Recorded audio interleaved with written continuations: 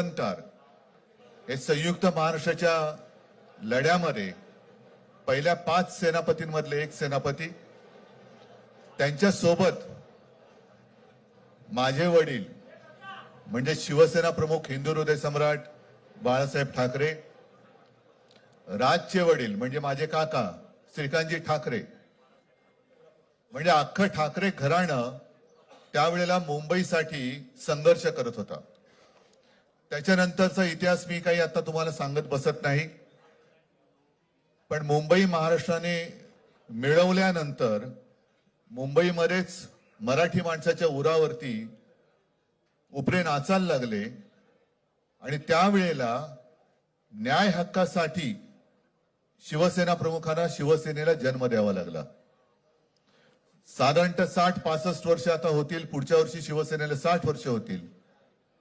इतकी वर्ष व्यवस्थित गेली आणि आज परत आपण पाहतो आहोत की मुंबईचे लचके, मुंबईच्या चिंधड्या उडवायच्या हे मनसुबे त्यावेळेला ज्यांना मुंबई पाहिजे होती त्यांचेच प्रतिनिधी, जे वरती 2 जण, वरती म्हणजे इकडे नाही दिल्लीत बसलेले आहेत, त्यांचे मनसुबे आहेत.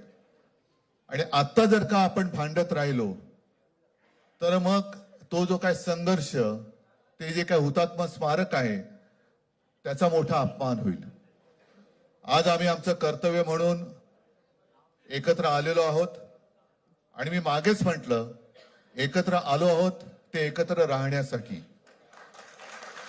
यापुढे मुंबईवरती आणि महाराष्ट्रावरती कोणी वाकड्या नजरेने किंवा त्यांच्या कपटी कारस्थानाने महाराष्ट्राला मुंबईपासून किंवा मुंबईला महाराष्ट्रापासून, मराठी माणसापासून तोडण्याचा प्रयत्न करेल, त्याचा राजकारणात खात्मा केल्याशिवाय राहणार नाही. शपथ घेऊन आम्ही मैदानात उतरलेलो.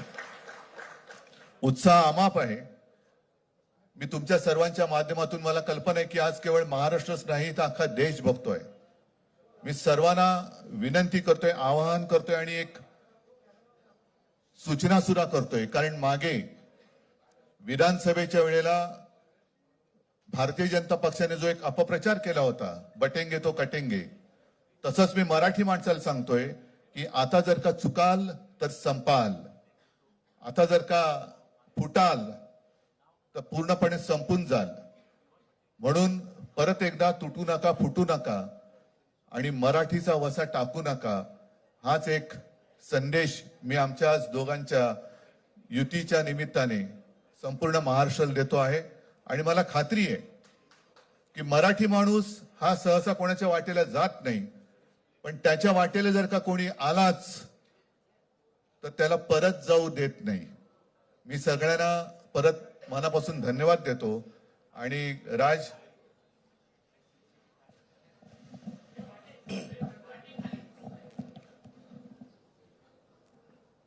आपण सर्वांचं मी मनपूर्वक स्वागत करतो.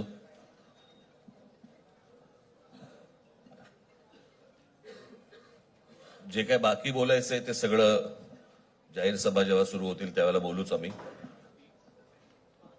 परंतु माझी एक मुलाखत झाली होती आणि मी मुद्दामून आठवण करून देतो त्या गोष्टींची.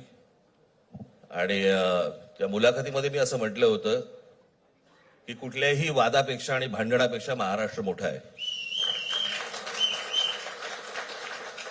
आणि मला असं वाटतं तिथून त्या आज आम्ही एकत्र येण्याची सुरुवात त्या वाक्यापासून झाली.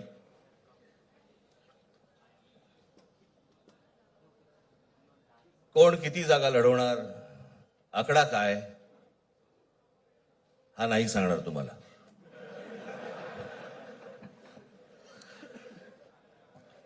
महाराष्ट्रामध्ये सध्या लहान मुलं पळवण्याची खूप टोळ्या फिरतायत.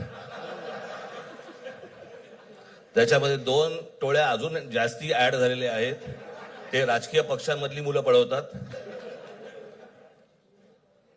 आणि जे निवडणुका लढवणार आहेत त्या लढवणाऱ्या सर्व उमेदवारांना दोन्ही पक्षांकडनं उमेदवारी दिली जाईल. ती कधी भरायची, केव्हा भरायची ते आपल्याला कळवलं जाईल. आज फक्त आपल्या समोर एकच गोष्ट मी आपल्याला सांगू इच्छितो की बरेच दिवस याची प्रतीक्षा महाराष्ट्र करत होता. ती शिवसेना आणि महाराष्ट्र नवनिर्माण सेनेची युती झाली हे आज आम्ही आपल्याला जाहीर